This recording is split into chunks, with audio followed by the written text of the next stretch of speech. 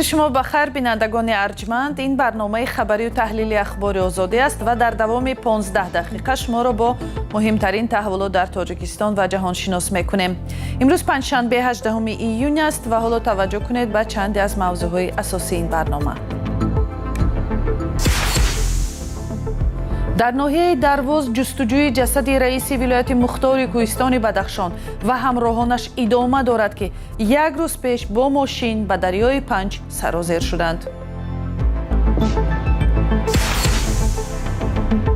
در یک مراسم مجازی پرزیدنت امریکا هنگام سفرش به فرانسه و رئیس جمهوری ایران در تهران اعلامیه تفاهم ختم نزاع در خاور میانه را امضا کردند. الان میتونیم بگیم که رسما نهایی شده به خاطر اینکه دو طرف امضا کرده. و سپس درباره بازی نخستین منتخب فوتبال ازبکستان میگوییم که در قوه آزمایی اول با حساب 3-1 از کلمبیا شکست خورده است. یک روز بعد مرگ فاجعه بار رئیس ولایت مختار کوهستان بدخشان علیشیر میرزان‌آباد هنوز هم جستجوی جسد او و 4 مسافر دیگر این ماشین ادامه دارد.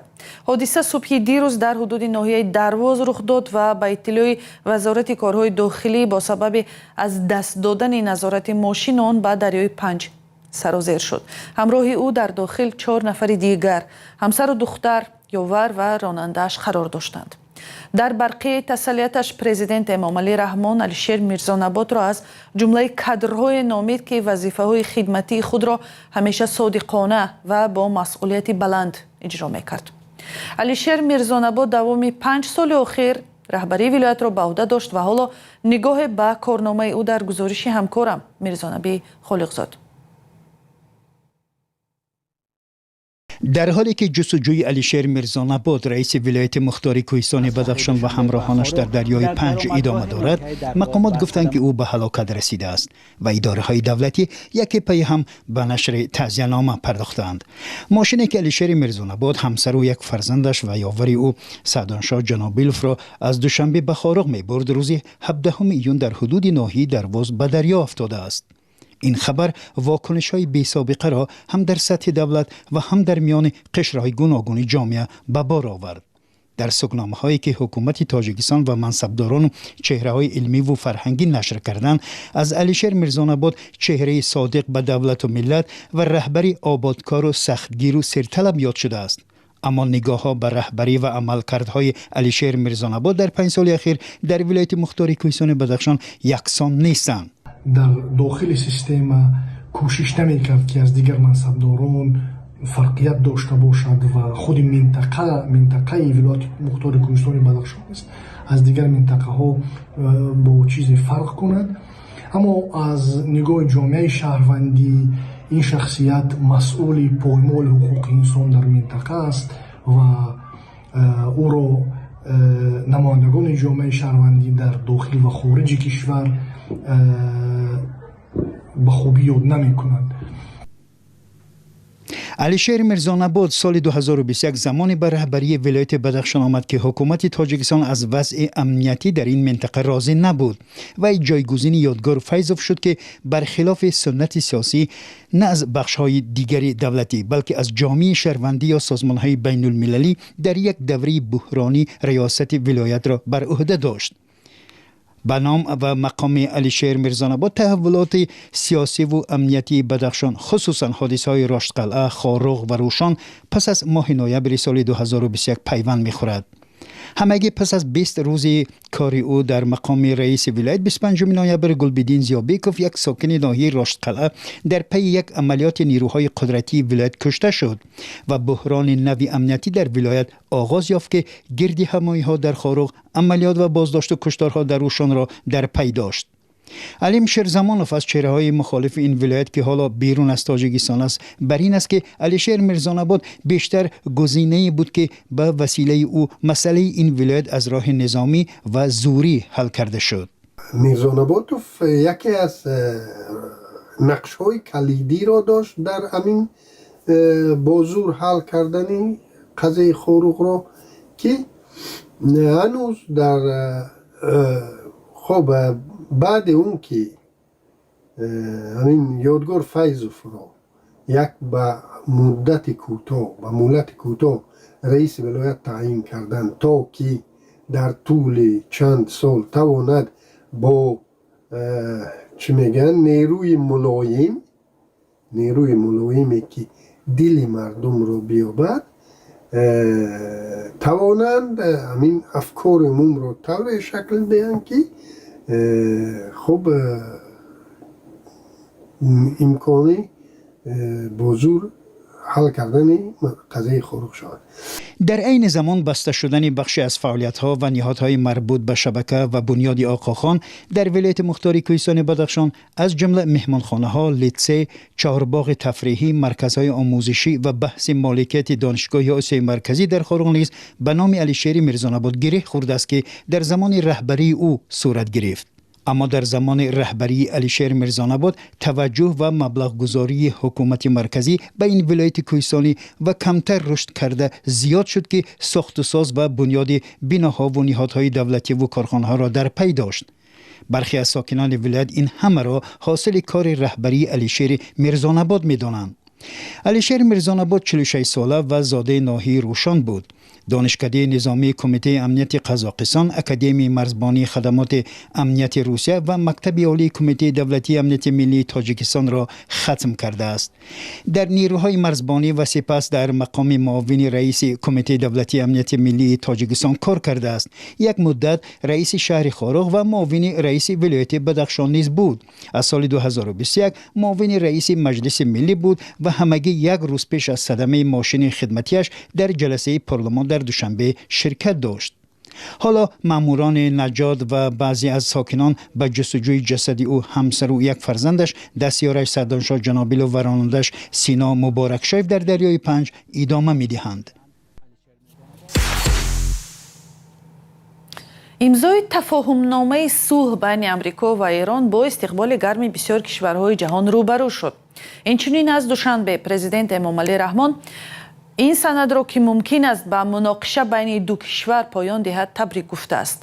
در برقیه‌های علاهیده به نام پرزیدنتان ایالات متحده آمریکا و ایران دونالد ترامپ و مسعود پزشکیان، رهبر تاجیکستان امامعلی رحمان از امضای تفاهمنامه استقبال کرده و گفته است که آن به امنیت در تمام جهان مساعدت می‌کند.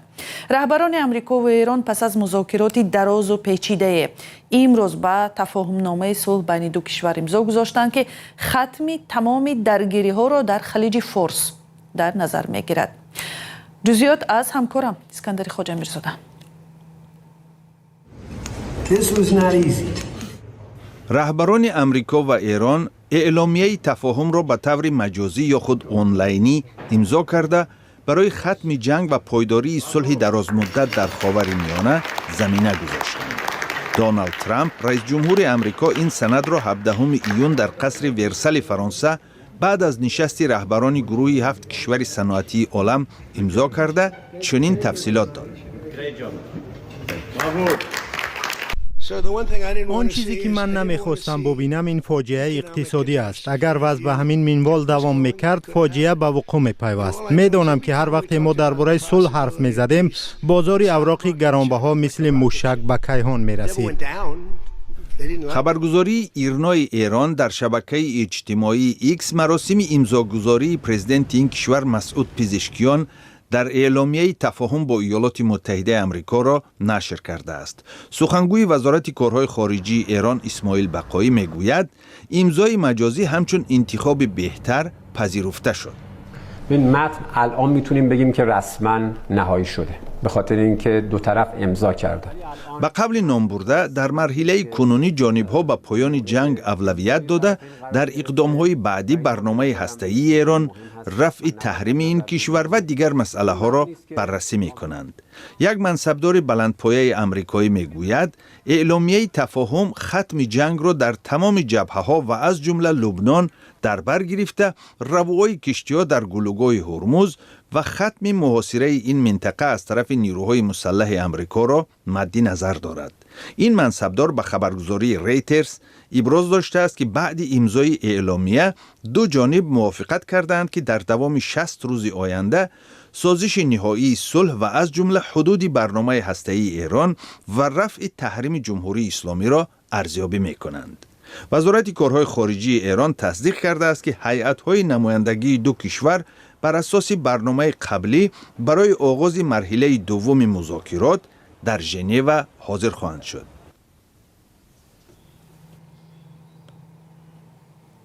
از زمان نشر قرار عفو محبوسان در تاجیکستان یک پرسش اساسی این است که آزادی نصیب کیها می شود و چی کسانی برای سبکتر شدن گناهشان امیدوار بوده می توانند.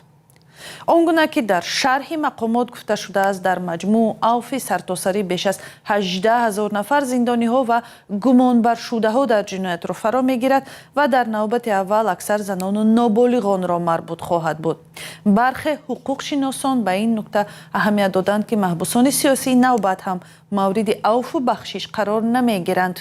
جزئیات از شرح بیشتر قانون عفو در گزارش طاهری سفر. این مرد امیدوار است بار آخر به پسرش به بازداشتگاه خوراک می‌آورد. با شنیدن اعلان عفو انتظار است پسرش را از تالار دادگاه رها می‌کنند. او به قاچاق مواد مخدر گمانزد شده است و 2 ماه باز در بازداشت است.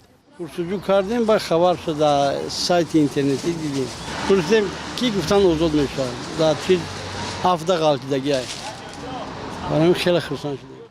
قانون عفو در تاجیکستان که روز 16 میلیون قبول شد آنهایی را که برای قاچاق مقداری کمی مواد مخدر متهم هستند و یا پسی پنجره رفتند فرا میگیرد. بعضی از ساکنان دیگر مثل نصرت الله حالا به این سوال جواب میجویند که نزدیکان آنها کی رها میشوند. من خواهش دارم با که بچه مرم عفو کنن آزادش کنن. تلویزیون فهمیدیم دو درمونین محکمه خرسان شدیم که میبرویم محکمه.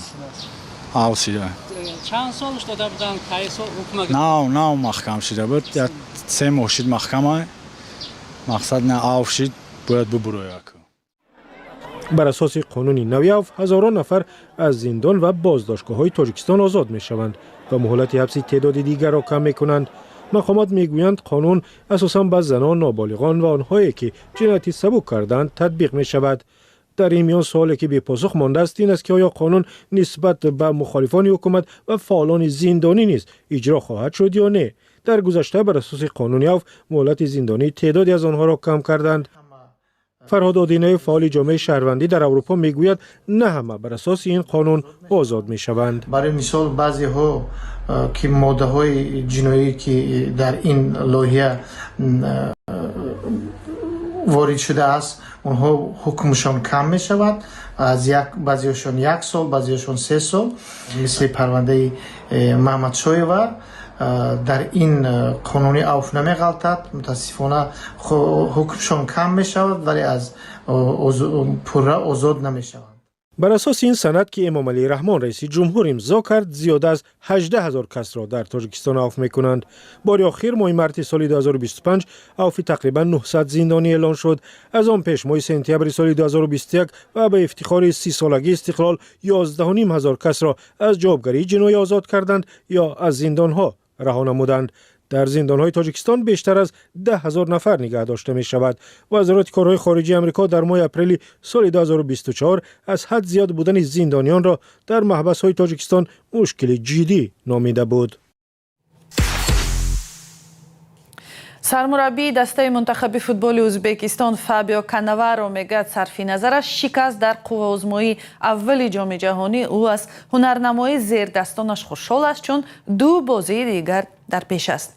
قوه‌آزمایی ازبکستان با کلمبیا در ورزشگاه اتستکای مکزیک با حساب 3-1 به نفع فوتبالبازان کلمبیا خاتمه یافت.